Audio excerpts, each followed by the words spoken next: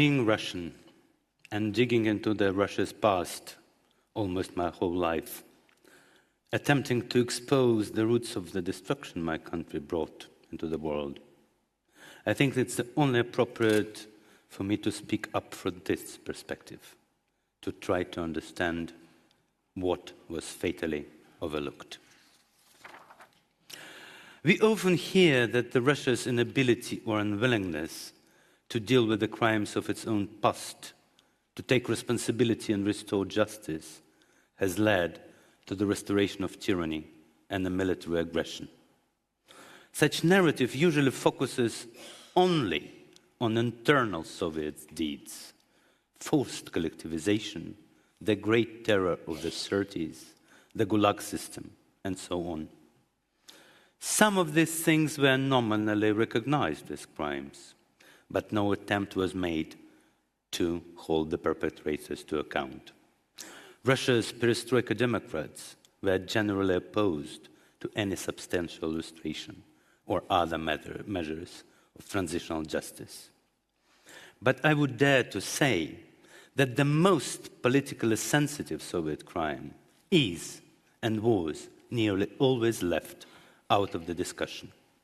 And Russia's failure to address this particular crime is far more dangerous and one that affects the fate of many nations. This crime is the Soviet occupation of Central and Eastern Europe, which lasted for decades, resulted in many dead and arrested, the destruction of social and cultural life, and then freedom. The gravity of injustice was immense.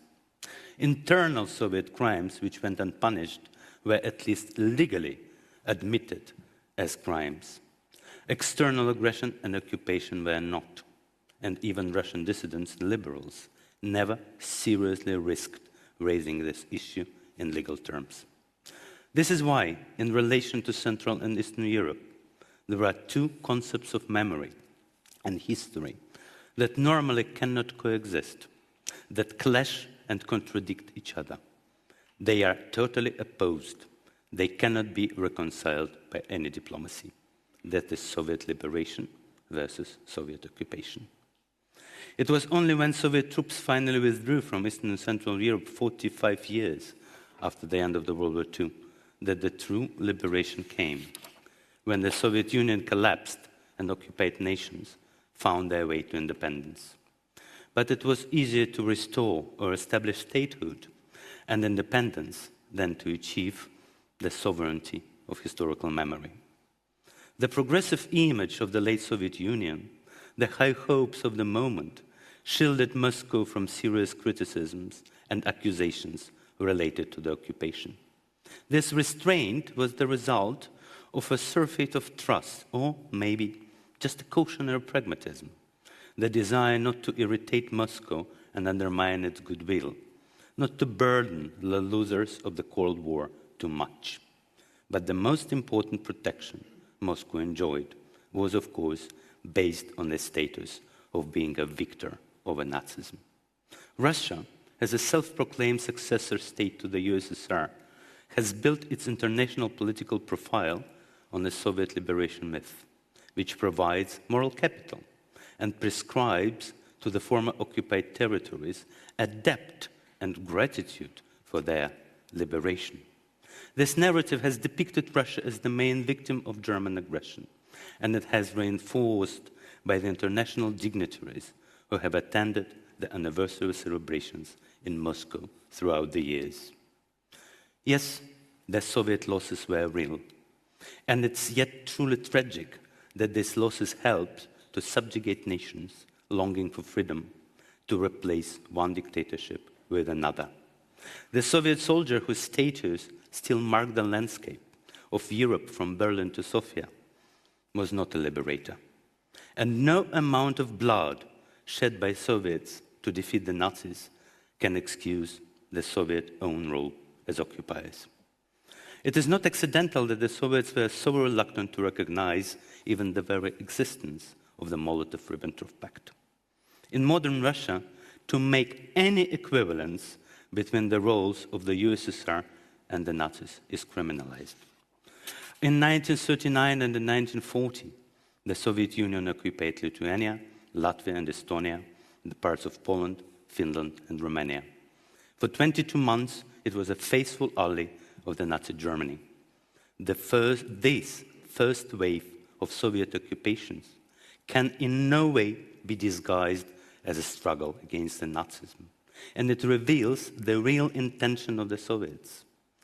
What then followed was in fact a geographically extended reoccupation. This was a separate aim of the war, not necessarily connected to one to defeat the Nazis. Unfortunately, such understanding of the Soviet occupation as a crime has not become a tantamount part of European history. It is geographically limited to the East, blurred, insufficiently represented, remaining a part of national histories, and not forming a powerful international narrative shared across the continent. Yet, this understanding has a profound bearing on modern European life, and it is a key to European security. Only when you fully grasp the cruelty of the consequences of the Soviet occupation can you comprehend the concerns of Russia's closest neighbors, their historically grounded fears, and their need for safety. Eastern regions of Ukraine are currently occupied by Russian troops. For the first time since 1989, extremely large areas of the European continent, home to millions of people, are under the total control of the invading states. But it seems that too many Europeans had already forgotten what this particular type of occupation means. The current occupation zone is a black hole for media. The recent case of Ukrainian journalist Victoria Roshina, who tried to report on the grim reality of the occupied territories and was tortured to death by Russian state security units, is evidence for this. But what we do know is enough to draw a direct comparison with the brutality of the early Soviet occupation of Eastern Europe. Russian citizenship is being forcibly imposed. In fact, this is a mass expulsion program, because those who do not agree will be treated as foreigners and forced to leave. It signals that Russia is pursuing the same path as the USSR did, for example, in relation to the Baltic states, aiming to Russify the conquered region, rearrange its national composition, and make it a part of its states. Property is being confiscated. Settlers are brought to form the backbone of the occupation regime. The politics of memory is reversed. Monuments marking Soviet crimes disappear. Streets are given back their Soviet names as a symbol of Russian domination. All this is a part of the attack on national identity, an attempt to erase it. The Russian state security services use so-called filtration techniques extensively, and anyone deemed politically unreliable can be imprisoned. Severe torture and sexualized violence are widespread. Ukrainian prisoners of war released from captivity report the same torture, abuse, and deliberate malnutrition, aimed at breaking them physically and mentally. Anyone who knows the history behind the Iron Curtain immediately recognizes the pattern. All this was a grim reality for Poland and Lithuania, East Germany and Romania, and others. Mass deportations, the brutal rule of the secret police, deprivation of property and civil rights. But it never became a real stigma for the USSR and later Russia. It never became something of which a nation is ashamed, something that demands justice and punishment, acknowledgement and atonement. And this is where we are now. The occupier is back. And the occupier wages the war exactly like the Soviets did. Here, I have another story to share. It is as important as an exemplary case as a personal confession and admission of responsibility. My step-grandfather was a soldier in the Soviet army that invaded Finland in 1939. My mother witnessed him talking about his deeds. She had memorized one particular story of his, told in a low and dispassionate voice. He talked about the granite hill on which there was a small concrete pillbox, strategically very well placed. Deep swamps to the left and to the right, unfrozen despite the harsh cold, gave Soviets no place for maneuver. A Finnish machine gun crew inside the pillbox repelled several infantry attacks. The Soviets retreated, leaving dead and wounded on the icy and slippery slope. Their commander requested support. After a while, a Soviet tank appeared. It tried to drive up to the hill for the direct shot, but its caterpillar slipped on the icy granite. It was stuck halfway up. A Soviet infantry sergeant, former lumberjack, ordered his sprawled men to find some timber and put it under the caterpillars. But the machine gun was firing at every move, and there was nothing on the slope but the tank and the soldiers, alive and dead. Those killed in yesterday's attacks were already frozen and hard as timber. So the sergeant ordered to use them as timber, to collect those fallen and tuck them under the caterpillars of the both sides of the tank, so it could finally move forward. After a short moment of hesitation, the soldiers obeyed. The tank went uphill, grinding the bodies of the dead into mush, and delivered a deadly shot. After retelling this part, my mother added, "He insisted the worst thing he remembers from war is that sound, very specific sound of the bodies cracking under the weight of tank. He heard it everywhere." It may seem that I'm trying to humanize the Soviet aggressors, to present their side. No, I'm not. Instead, I would like to draw your attention to one specific trait of the Russian or the Soviet Empire. This trait was already mentioned here today: the extremely low value of human life. This is not just an internal problem.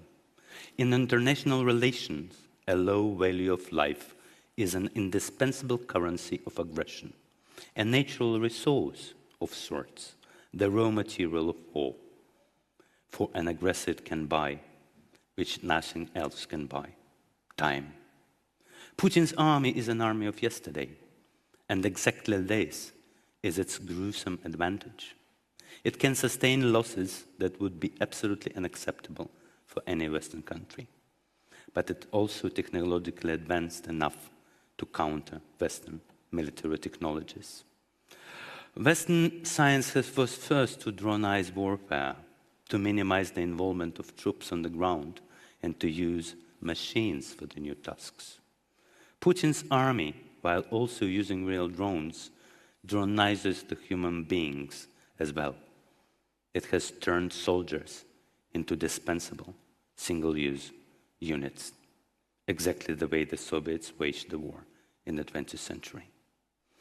With Russia's full-scale invasion, we also entered the era of the global moral climate change. It is another very real, but not yet fully recognized, outcome of the war.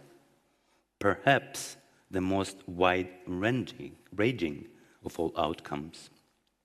With thousands of troops sent into battle, Putin doesn't just get some pieces of Ukrainian territory.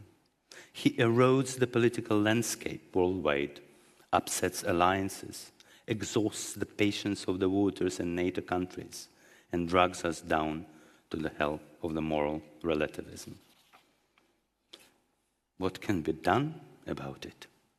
The old concept of politics of memory, related to the events of the 20th century and based on the minimization of the Soviet-Russian responsibility for the occupation of the large part of Europe, has already expired. At the latest, it did so in 2014, after the illegal annexation of Crimea and the invasion of Donbass.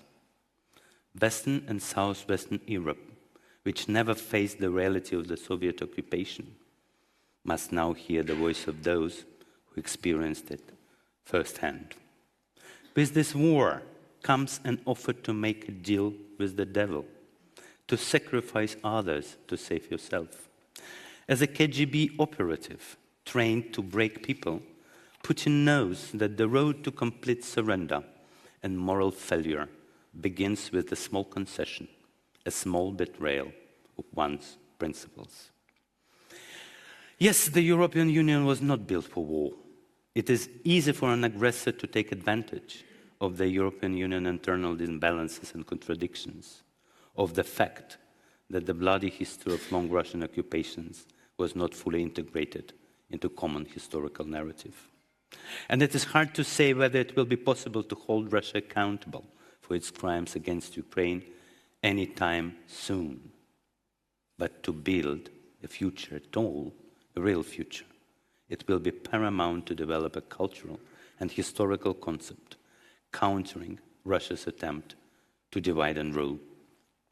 In doing so, August 23rd offers itself as a starting point. At the proposal of Václav Havel, Joachim Gauck, and other prominent former dissidents, August 23rd, the day when the Molotov-Ribbentrop Pact was signed, has been established as the European Union Day of Remembrance for the victims of the Stalinism and Nazism, or the Black Ribbon Day. The significance of that day could and should be drastically increased, and its meaning substantially deepened to include the broader perspective on Russian imperialism, which was the part of the Soviet communist policy, but has outlived it. We need to make this day the focus of a long-term, uncoordinated politics of remembrance, to strengthen existing institutions like the European Network of Remembrance and Solidarity, which includes mostly Eastern European countries. We must also build new ones, cross-continentally, that are able to carry the message to the South and the West, countering both left-wing and right-wing narrative that continue to make excuses for Russia. Furthermore, the whole attitude of the EU towards the Russian opposition should be defined by the latter's acceptance of the 23rd August as a day of mourning and atonement, by its willingness to break radically with the Soviet myth of European liberation, and to accept the grievances and recriminations of those Eastern European nations which are now hosting exiled Russians. The USSR collapsed because its artificial unity was enforced by violence and oppression. The European Union endurance depends on the persistence of its voluntary unity. But the unity is not given. It is a product of mutual knowledge and compassion and many cultural bridges connecting people. It is time to start building.